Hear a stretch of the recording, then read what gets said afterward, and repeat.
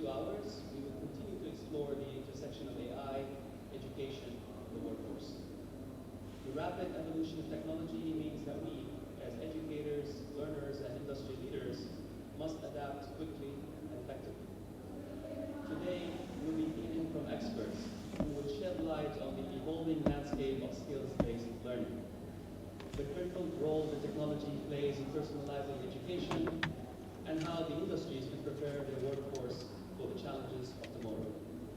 I encourage each of you to take full advantage of today's sessions and, whatever through deepening your understanding of the technical aspects of AI or exploring the educational models that are changing the way we approach skill development. The knowledge shared in this room is key to empowering ourselves, our organizations, and our communities to thrive in the face of disruption. Thank you for being here today, and thank you to your commitment for advancing the future of education and skill development.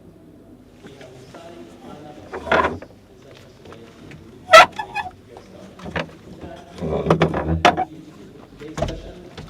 Our session today is about beyond formal qualifications, innovation, and it's going to be by Dr. Barbara Oakley. So Dr. Barbara has an inspiring session, and this is going to be on how generative AI is reshaping the landscape of learning. Dr. Oakley is a distinguished professor of engineering at Oakland University, and Dr. Barbara will also share powerful insights into the transformative role of AI and how it plays in enhancing engagement, improving learning outcomes, and supporting lifelong education. Please join me in welcoming Dr. Barbara Oakley to the stage.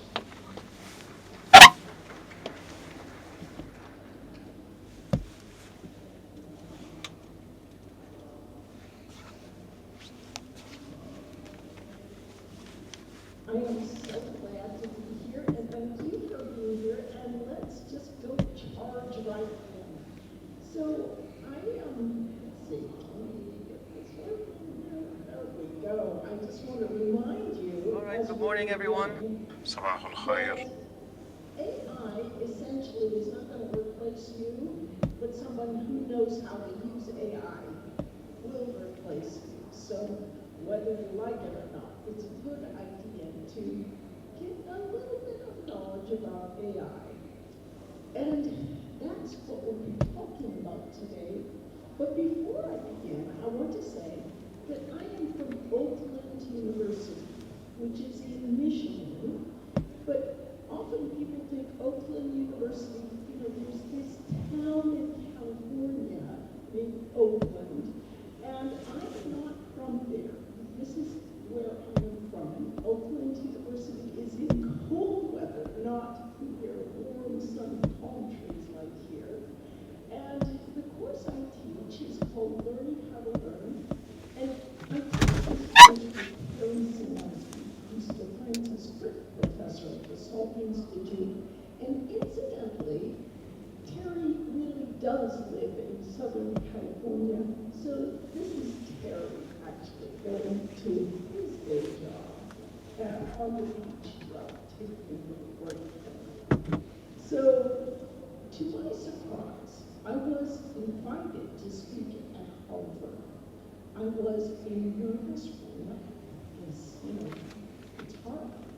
And I walked in the room, and I was even more nervous because it was packed, standing room only, all around the edges. And I thought, why are there so many people here? Turns out a one little course made for virtually nothing, mostly in my basement, which you see right there, had on the order of the same number of students as all of Harvard's massive online courses and online courses put together, make for millions of dollars with hundreds of people.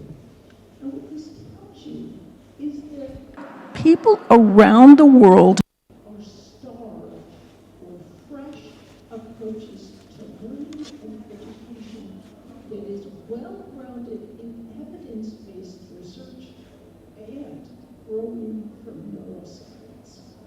So let's begin by talking just a bit about ChatGPT and how it works. We know that in part it works by predicting the next word in a sentence.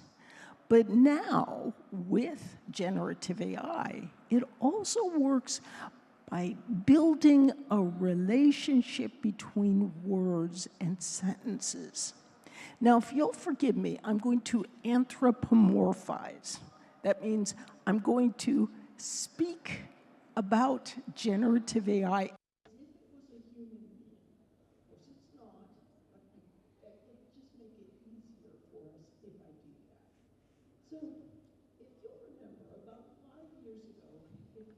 Took let's say you took a sentence from English and you wanted to translate it into Arabic, it would give a really bad translation. And the reason for it was because by the time the computer would get to the end of the sentence, it would forget what was at the beginning of the sentence, which makes it pretty hard to do a good translation. But now, using these clever word embedding techniques, we can not only relate words within sentences, but within whole essays and indeed within whole swaths of the internet. How did this happen? What I'm going to do is I'm going to give you like a 2-minute history of generative AI. And generative AI started really with the publication of this paper, Attention is All You Need, in 2017. Now, my co-instructor, Terry Sinowski, was the president of the Neural Information Processing Systems conference that published this paper. And Terry told me, Terry's my co-instructor for learning how to learn, he said, you know, when they submitted this paper, we thought it was nothing important at all. So we decided it should be given, but only off in a corner as a poster session. Now, I should tell you that this Neural Information Processing Society conference sounds pretty boring. It typically has 8,000 registration spots, and within 10 minutes after the conference opens, all spots are filled. So this tells you how important this conference is. So this paper was submitted there. It was deemed not important. They put it off into a corner. But as it turns out, the idea presented in this paper is so important, it has now been cited over 140,000 times, which in the world of research is an awful lot. Why? What was in this paper? De la manière de la fabrication de la connaissance. Et on regardait, en ce qui concerne la fabrication des outils de l'intelligence artificielle. On peut dire comment les sociétés peuvent se préparer pour le monde prochain, pour l'intelligence artificielle, pour l'avenir. La réalité est une chose historique, je répète, depuis l'histoire, depuis l'éternité. Et on peut dire que c'est quelque chose de subjectif. Il y a un monde avec une réalité. Mais on peut regarder ici qu'il y a une augmentation de la réalité personnelle. La moyenne de communication avec le monde entier est différente. On peut dire quelques plateformes, ils peuvent générer des textes, des images. Est-ce qu'on peut distinguer que c'est la différence, c'est la fabrication de l'homme ou de la machine? Si on regarde une question qui est très importante, que l'intelligence artificielle générative a commencé depuis décembre 2022 en fait, le ChatGPT est devenu l'application la plus répandue dans le monde entier. Et en fait, je dis que aux Émirats arabes unis, que la cybersécurité est une question très essentielle et très importante actuellement. Comme je suis arrivé à l'aéroport, il y a beaucoup de monde qui ont beaucoup posé des questions pour l'intelligence artificielle, mais la même importance était pour l'intelligence artificielle. Mais la réalité aujourd'hui, si on peut dire que l'importance, si il y a beaucoup d'augmentation pour les investissements en ce qui concerne, si vous regardez, en On peut mettre seulement 2022, en fait, les 4 premiers mois, il y avait une augmentation des investissements, si vous regardez maintenant, et ça monte. On peut dire mettre que ça les sur investissements le site qu'on de peut, Sumo. en ce qui concerne les sociétés émergentes, mais qui veut il dire y a que beaucoup de catégories, beaucoup de points qui sont très importants pour cette industrie, pour la fabrication de cette technologie. Nous commençons nous construisons l'infrastructure. Et en fait, ça ça fait que le changement de la génération, comment générer les informations, les connaissances, c'est pas hasardeux. On a au début trouvé qu'il y a beaucoup de développement en ce qui concerne les capacités. Ces capacités, on n'avait pas depuis des années, on ne pouvait pas arriver à ces capacités. En fait, on peut dire que comment avoir un accès facile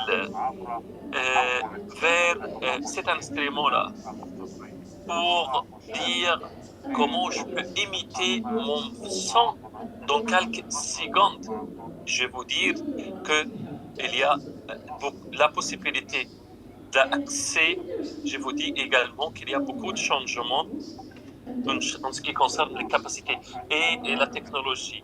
Je peux vous dire qu'au niveau des personnes, non seulement les organisations, il faut être concentré sur les personnes parce que nous avons besoin de changer notre vision qui va pour les législations également. Tout le monde était concentré pour les législations sur les sociétés, les organisations, les entités, mais avec la possibilité ou l'accessibilité et comment avoir un accès facile, il faut changer les législations.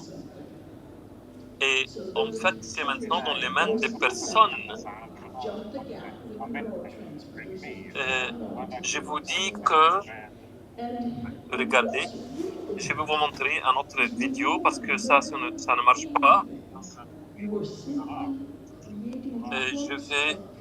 Ce sont quelques exemples sur les capacités de l'intelligence artificielle générative. Ce sont des photos pour des célébrités. Vous les connaissez, je crois. Tout le monde peut les connaître.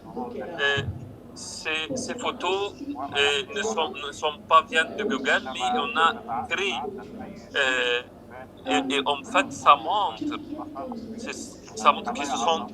Will Smith, par exemple, il travaille comme vendeur ou, comme vous voyez, qu'elle travaille dans un café et le pape,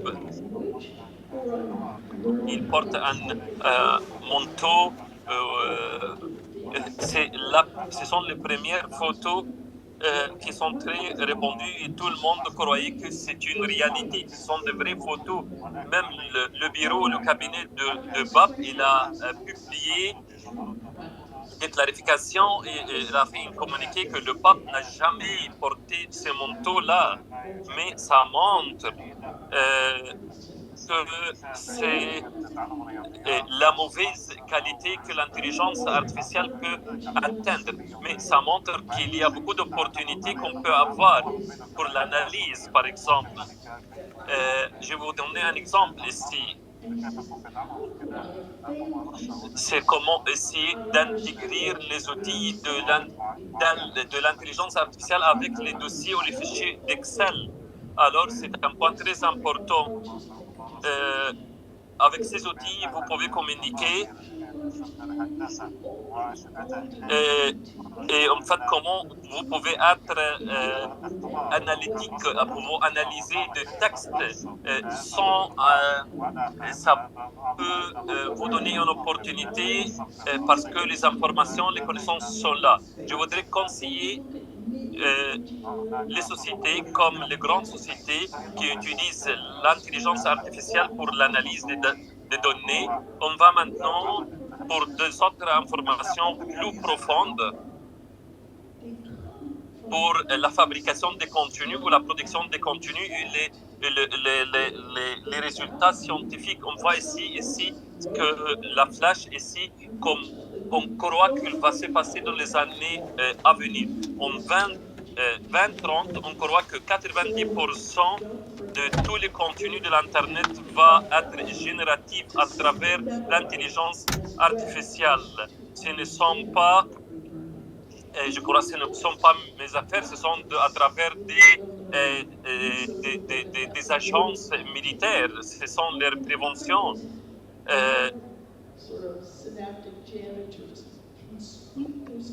J'ai fait ces prédictions en 2022 et je dis que c'est vrai parce que l'accès est facile, la quantité, la gamme et comment améliorer.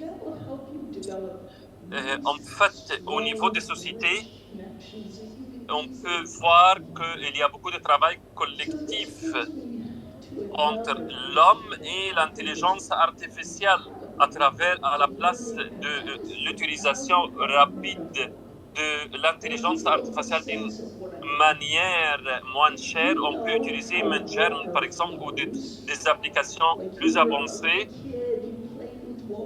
On peut avoir un résultat à travers l'intelligence artificielle et l'homme également pour avoir une très bonne qualité.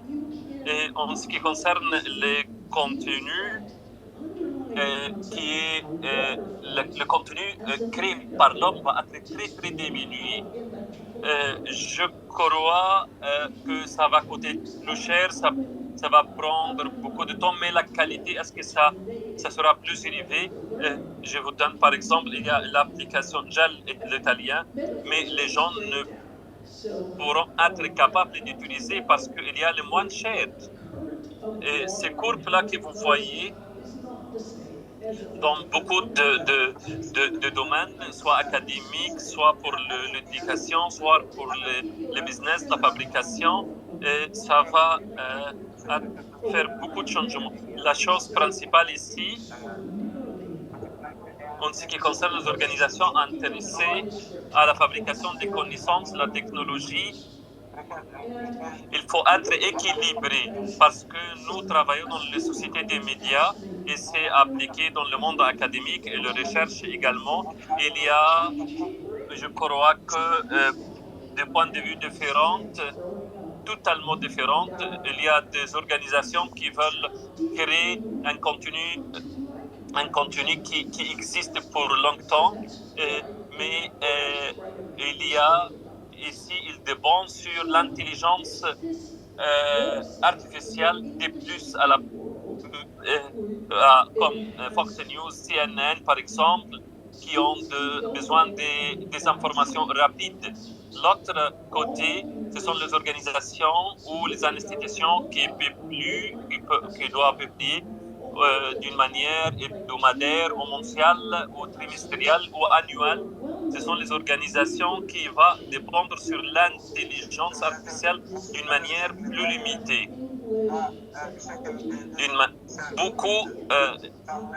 Si on fait la comparaison avec l'autre côté, il y a des sociétés qui vont être au contraire, comme les journaux, comme The Guardian, par exemple, ou Reuters, par exemple. Il y a une question ici qui est très importante, qu'on peut revoir, qu'on peut voir d'une manière fréquente pour les discussions en ce qui concerne les politiques dans le monde entier. C'est une question jusqu'à quand, jusqu'à où on peut utiliser, on peut avoir un accès facile pour ces outils pour tout le monde. Il faut réfléchir à une question. Pourquoi ça doit être logique de donner l'accès à tout le monde pour avoir ces outils? La réponse est très simple. Il y aura les domaines de la création, ce qui concerne la santé, pour la vitesse, pour comment augmenter la production économique, c'est-à-dire c'est utile de donner accès facile à ces outils pour les sociétés et pour l'économie en fait. Il y a des dangers, il y a des défis, oui. Ces dangers peuvent être attachés aux informations, aux données, et quelquefois, est-ce qu'on peut utiliser ces outils et avoir des résultats qui ne sont pas corrects en ce qui concerne les décisions également? Est-ce que ce seront des résultats qui sont, on peut convaincre les gens avec, ou l'intelligence artificielle?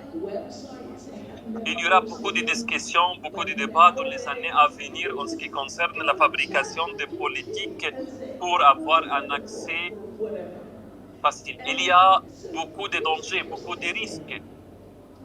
Qui connaît en ce qui concerne deepfake? Deepfake, il y a beaucoup de monde qui peuvent savoir. Je vais la vidéo que j'ai déjà montrée au début, une personne qui essaye d'imiter une autre personne à travers l'intelligence artificielle. On a vu une autre personne qui imite une personne. On n'a pas pu faire la différence. Il y a des recherches, on dit que ça a augmenté 10 fois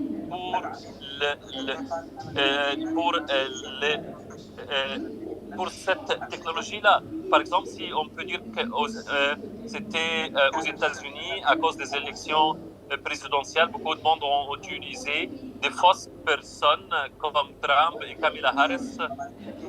Ils l'ont utilisé pour la publicité, pour exprimer quelque chose qu'ils n'ont pas dit.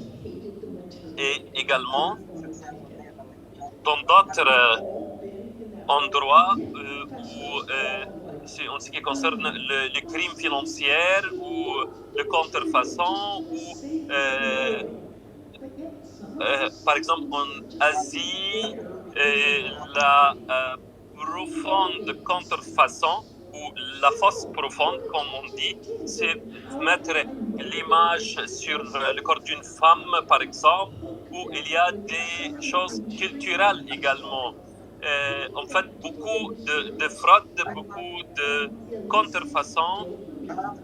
Et en fait, avec cette information, en mars cette année, j'ai reçu à 3h du matin un appel téléphonique. J'étais à Londres.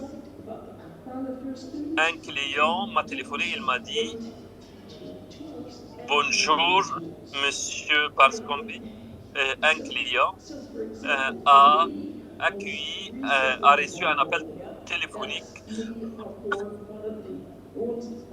qui dit que les directeurs financiers à travers un avatar, à travers l'intelligence artificielle leur a dit de transférer 25 millions de dollars. Ils ont perdu cette somme, ils n'ont pas pu récupérer. Maintenant, qu'est-ce qu'on doit faire? C'est une question que nous devons avoir la réponse rapidement. Ces outils maintenant sont réels. On peut dire que c'est logique. Ils ont un impact sur Instagram, par exemple. Instagram, ça existe. Elle s'appelle Emery. Le fabricant de cette photo-là a reçu des messages des joueurs de football très célèbres. Il lui pose la question si cette femme-là souhaite aller avoir un rendez-vous. La vérité, c'est pas réel. réfléchissez à ces points-là qu'on a commencé au début. Et je vous dis que c'est artificiel, ce n'est pas logique, mais les sentiments comme réaction, la réaction des gens, c'était naturel. Et si on peut dire qu'on doit commencer à identifier ou à définir c'est quoi l'intelligence artificielle générative. On peut dire que c'est l'avenir, on va voir des photos, des vidéos générées qui sont presque réelles et quelquefois interactives, non seulement négatives. On peut discuter avec ces images, ces vidéos-là, de la même manière qu'on peut discuter avec ChatGPT. Et deuxième point, c'est la personne au niveau personnel. Ces outils peuvent comprendre ta personnalité, elles peuvent communiquer avec toi et peuvent être logiques et acceptables d'une manière un peu logique. En fait, quelquefois, on ne peut pas identifier ou faire la différence entre la réalité et ce qui est virtuel. Je vais vous donner un exemple ici en ce qui concerne la fraude qui était utilisée pendant les élections. Cette vidéo n'est pas logique, mais je vais vous montrer que ce sont des exemples pour les fausses vidéos. Par exemple, vous voyez ici Trump, ici et des autres choses que vous pouvez voir. Ces vidéos-là n'étaient pas fabriquées par des acteurs, mais à travers l'intelligence artificielle. 100% par l'intelligence artificielle. Comment vous sentez? Est-ce que vous trouvez que c'est amusant, c'est comique? Est-ce que c'est quelque chose qu'on peut passer où ça fait peur? Et comme vous trouvez qu'il y a des opportunités, peut-être tous ces points-là ensemble. Il n'y a pas de réponse correcte et de réponse faute. Et en fait, c'est la connaissance. La connaissance est maintenant en fait partout à la politique et on peut trouver que ça n'impacte pas les fausses informations ou les fausses produits. Quelquefois, ça n'impacte pas les résultats des élections. C'est comique, même s'il est très logique ou très réel. Si on peut voir, par exemple, qu'est-ce qu'il crée? Qu'est-ce qu'il crée maintenant? Est-ce qu'il change la réalité? Il change la mentalité des personnes? La plupart des vidéos de Joe Biden ne montrent pas qu'il fait quelque chose de mauvais. Mais parce qu'il est très âgé, il est très vieux, c'est pourquoi ça renforce. En fait, ça montre qu'il est très âgé, qu'il ne peut pas prendre des décisions, mais il aide la réalité. Alors, c'est vice-versa. En ce qui concerne l'éthique, je vais aller vite parce que c'est très important, mais il y a une loi de législation en Europe en ce qui concerne l'intelligence artificielle et je crois que ça va être mondial. En fait, en ce qui concerne les législations, je ne veux pas traiter, mais aux États-Unis, l'ordre exécutif américain qui l'administration de Biden a mis en place, je crois que c'est un environnement législatif très bien pour l'intelligence artificielle, y compris l'élection de Trump, parce que Trump, il soutient les ressources ouvertes et en fait, il est contre ces législations, c'est-à-dire c'est-à-dire quoi? L'élection de Trump pour ces points-là, ça c'est très important. Je crois que pendant son mandat, on va voir beaucoup de protection de l'intelligence artificielle, moins de législation, moins de contrôle, ça sera très répandu. Il y a beaucoup de changements dans l'avenir, on va voir, comme les opportunités je vais vous montrer une vidéo qui est très importante, qui est très intéressant également.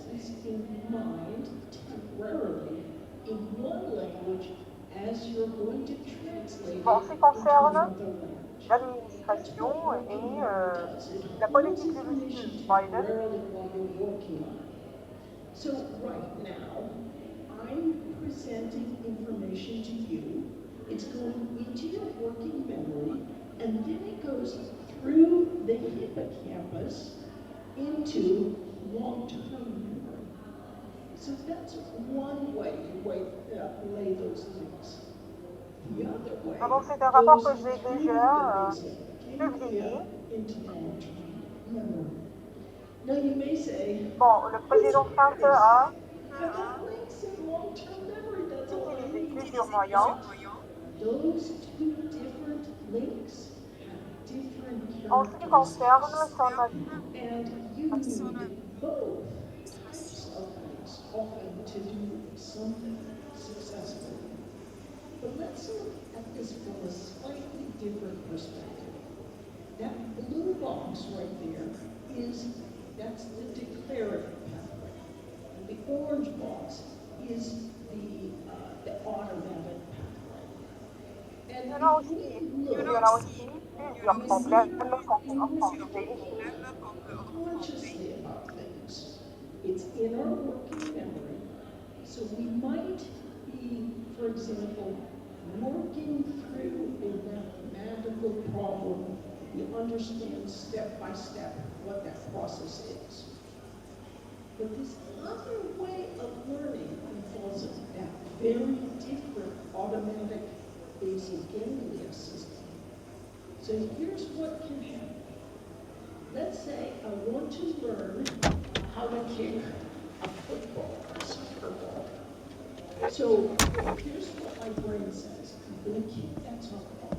It says, I'm not conscious of this, but I go, okay, hey, basal ganglia, I want you to kick the soccer ball. And then you see the output, whether you kick the soccer ball. Ce n'est pas une couverture pour une chanson ou bien la chanson principale de Whitney Houston. Je vais te t'aimer pour toujours, mais on l'a fait à propos de l'intelligence artificielle. Bon, je ne peux pas continuer la vidéo comme vous voyez.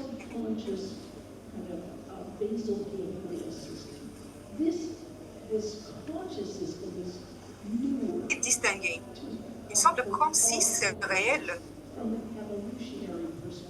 Et il a vraiment chanté.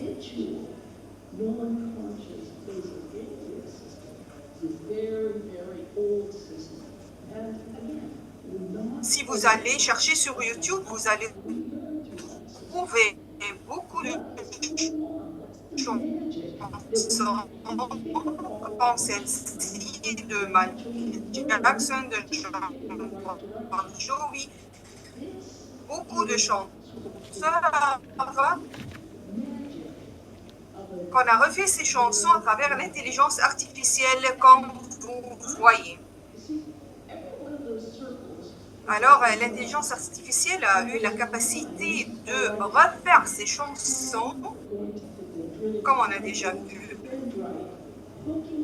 Alors, c'est ici qu'on peut trouver les opportunités et qu'on peut les exploiter.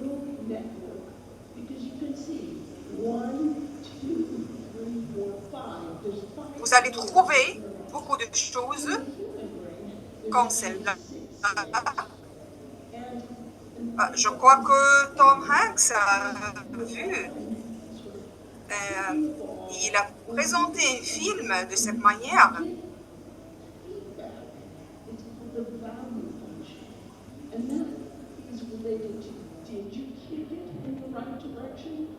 Did you try to say the word mama, and did your mom understand it? We do things over and over again, and we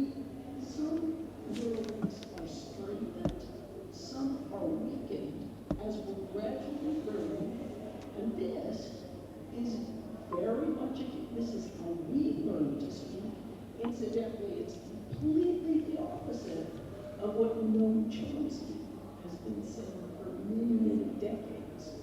In fact, he is thought to have held back research by 40 years or more in artificial intelligence. But what is this like? It is our own internal large language model, how we learn our native language. And it's very similar to how large language models like ChatGPT and Claude and the rest are trained. So you've got these two systems in the brain for learning. One we're conscious of, that's the hippocampal. The other we're not conscious of, but we can still learn through, and that's the visual cortex. And La majorité de notre travail est comme celle-là. that hippocampal system, Alors, quelle est la différence that happens de ces deux cas? if the hippocampus is gradually Ah bon, j'ai travaillé ce documentaire, il y en a plusieurs mois, et alors on a bien cherché cette affaire concernant l'intelligence artificielle. J'ai imaginé au début qu'il y en a quelques étrangers qui ont fait cette affaire, mais ce n'est pas la réalité. Il était des personnes qu'on a pris sur le sérieux. Alors, cela peut dire qu'on peut trouver une autre opportunité. Bon, je suis totalement convaincue qu'on doit bien lancer des centres pour l'évolution et la modernisation de l'intelligence artificielle afin de affronter ces défis. On doit bien prendre des formations afin de rendre certaines personnes à la société réelle.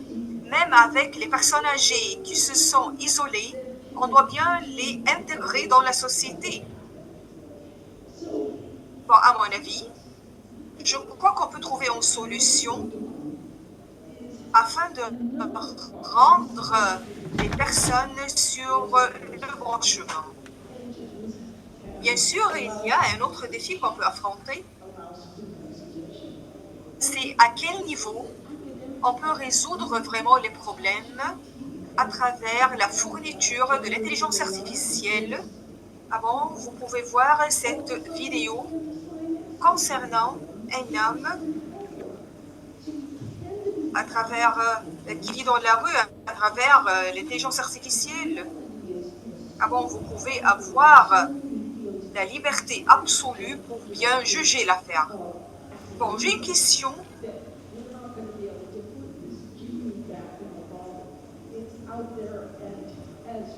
Avant de dire qu'un président européen a été ciblé, comment on peut juger cette affaire généralement? Alors, comment on peut bien définir que cette affaire, elle est réelle ou pas? Il y en a des outils qui peuvent nous aider à découvrir la réalité de ces vidéos. Par exemple, on peut bien utiliser ces outils pour bien juger cette vidéo.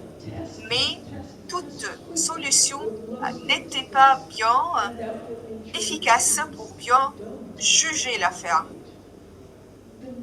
Elle n'était pas bonne, mais que d'un pourcentage de 26% seulement. Alors, comment on peut juger cette affaire que n'importe quelle vidéo qu'on peut voir est réelle ou pas? Ou bien elle appartient à l'intelligence artificielle. Alors, on a besoin des outils pour préciser à quel point ces vidéos sont réelles ou pas. Bon, une autre fois, les défis qu'on peut affronter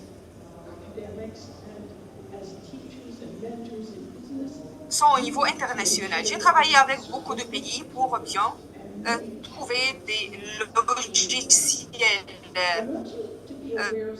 Si quelqu'un a trouvé un logiciel qui peut être évolué de la part des entreprises et des organisations, comment ils peuvent se protéger contre l'intelligence artificielle.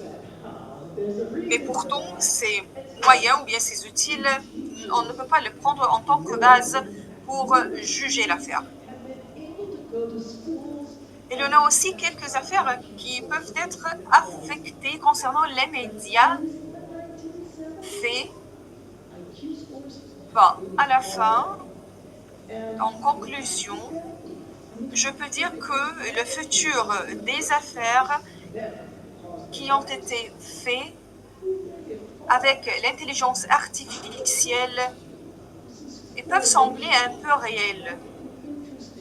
Et ils peuvent bien susciter nos sentiments, mais en tout cas, on doit bien comprendre que ce n'est pas la vérité. Je vous remercie.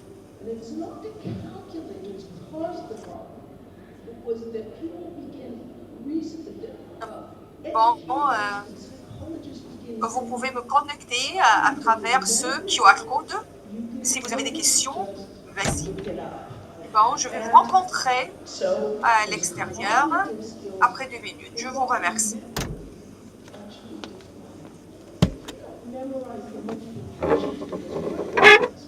You are not training that automatic system to gain a feel for the numbers. And so you can plug a number in and you can get something off by a factor of 100, and you can't tell the difference because you have no feel for the numbers. So this again is En fait, maintenant, c'est une réalité essentielle. Rappelez-vous d'un souvenir qui est très important dans votre vie. Il faut se souvenir quelque chose qui est très important. N'importe quel accident ou quelle expérience très difficile, la vie va se passer. La vie, quelquefois, est très difficile, très dure. En fait, ce que je voudrais souhaiter discuter avec vous maintenant, c'est la deuxième partie de la question. Pourquoi si on ne peut pas arranger, on ne peut pas affronter les expériences.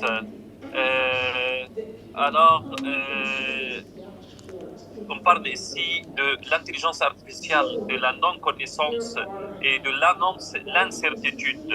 Comment on peut avoir des informations ou des sentiments qui peuvent nous envoyer vers le sommet ou dans le très mauvais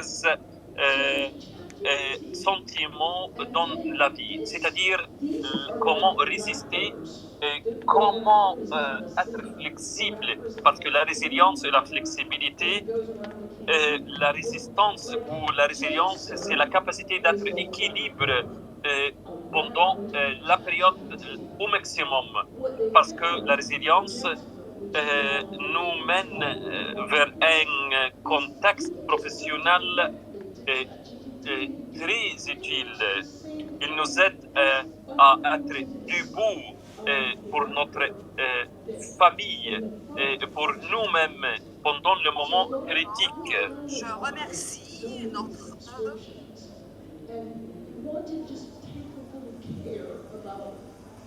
Bon, il y en a aussi les informations. On va à la deuxième session concernant le développement durable.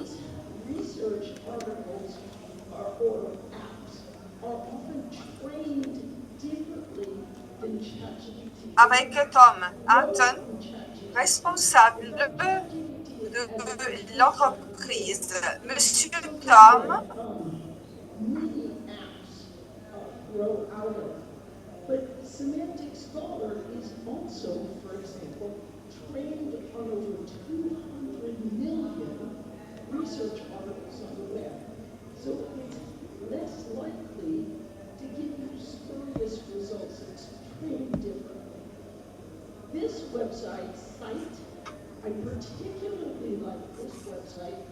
You can watch it, go through, answer a question related to whatever you want to research, then it will go back over it and check it to see if it's hallucinated things. So it's kind of fun to watch this. And there's, of course, live to internet, like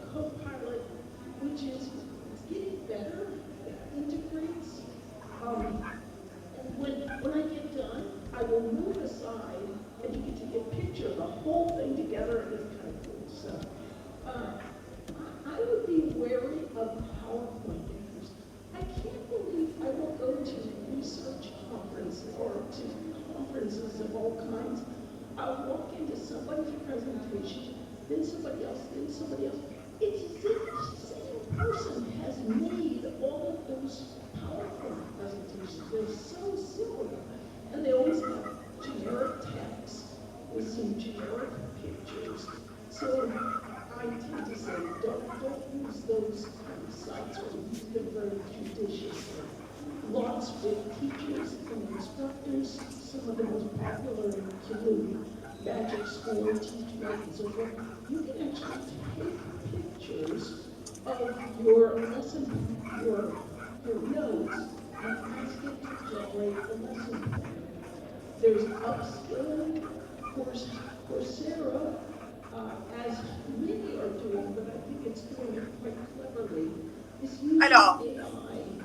qu'est-ce que vous en cherchez Help instructors build courses la version You know, when books came out in the 1400s, teachers were like, Alors, on oh, peut this se is réexpliquer awful. de manière conforme You know, still need teachers and books. et ensuite Video explanations can help you too. And there's some great ones to add to your class with Coursera. alors vous devez vous trouver vous-même. I shouldn't say this, but many, you can go to Gallup. Et maintenant, je vous demande de prendre une seconde pour penser. J'aimerais bien que vous vous rappelez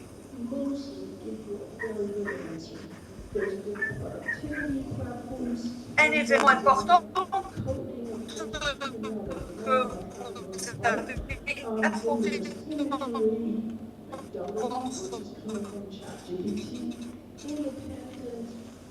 que vous avez jugé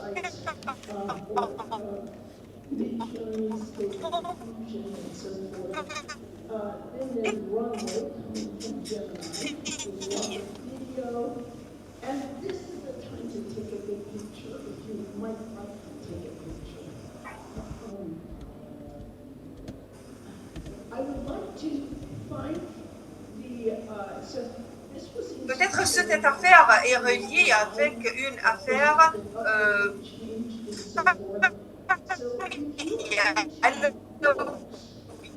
professionnelle sur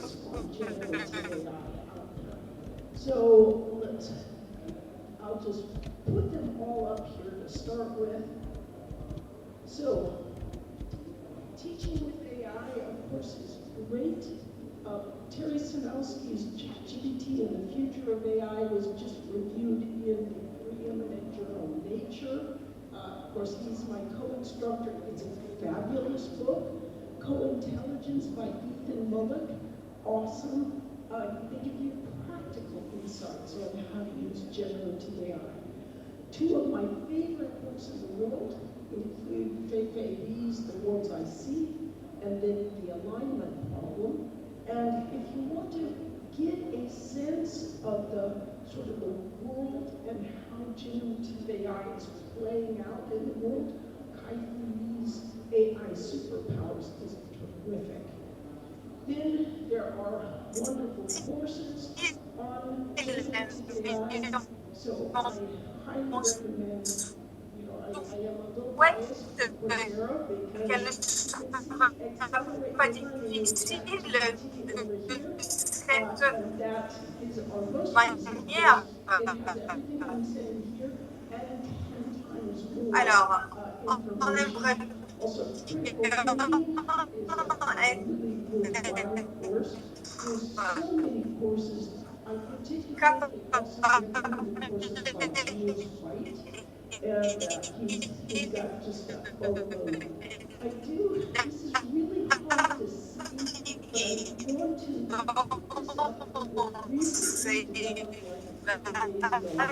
and if you just look up GenAI use cases in on ne peut education, pas it will give rester si into the many different apps that you can quand je regarde comment c'était honteux pour moi. Jusqu'à maintenant, je ne suis pas à l'aise quand je parle de ces points-là.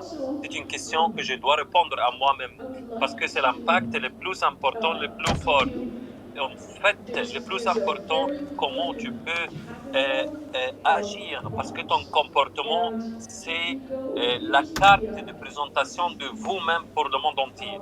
Si vous êtes dans une situation difficile, comment prendre la décision potentielle? Si vous affrontez le problème, c'est-à-dire vous pouvez affranchir ces problèmes-là.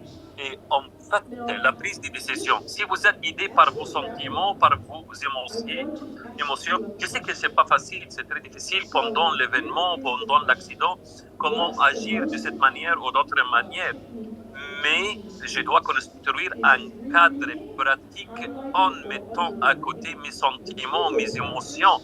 Parce que si je suis hésité entre mes sentiments, en fait, ça va être dangereux. Et si un marathon à travers le grand désert, 250 kilomètres, vous portez tout ça sur votre dos pendant 8 jours ou 6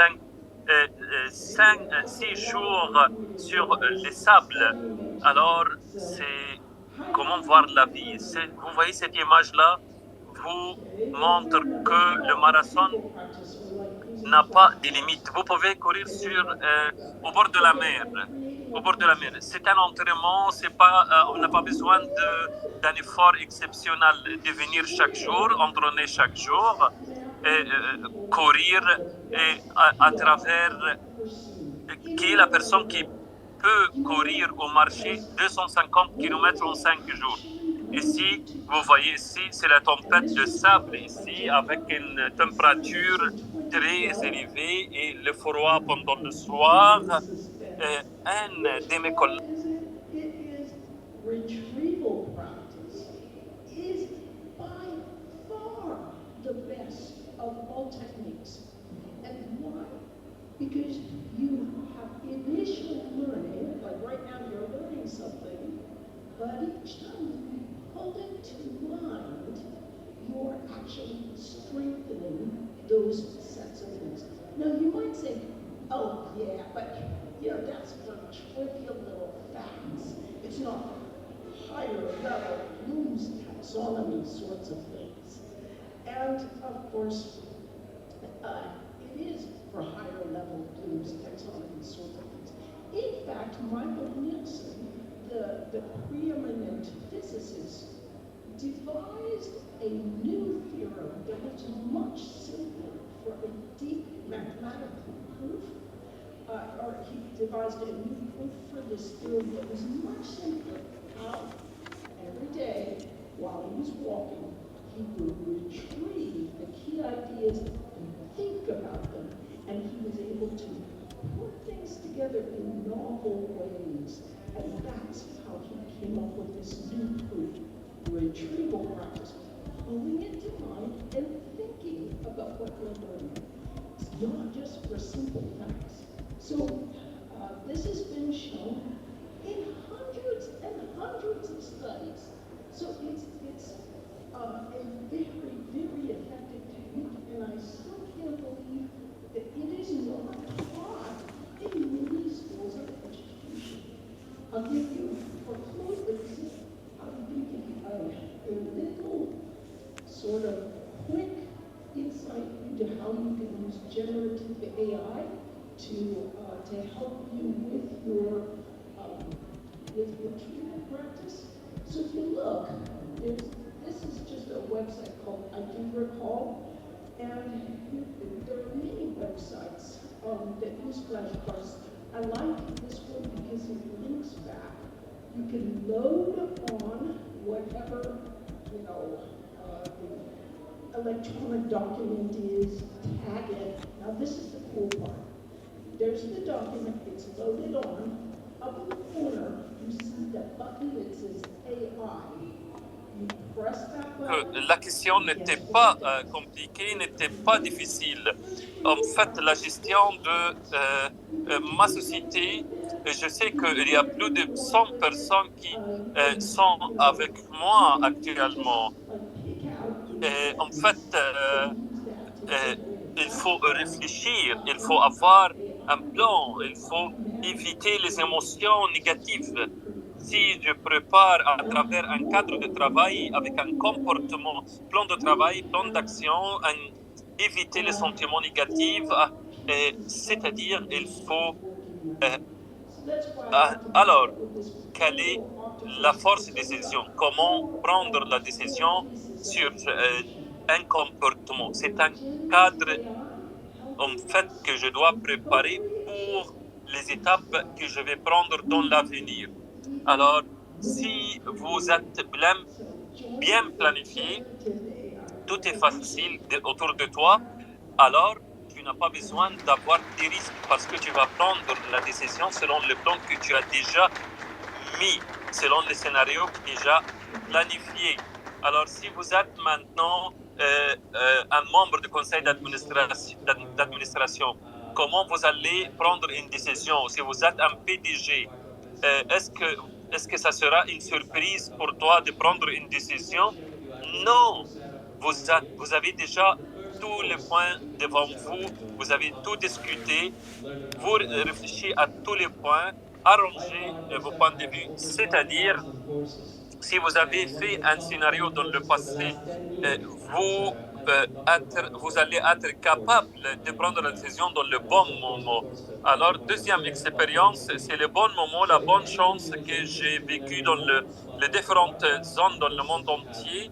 J'étais dans le marathon de Altra, c'était 230 km Altra, en fait, comme vous voyez dans la neige, dans le nord de Suède, je vous dis, la température c'est moins 35 et c'était pas facile.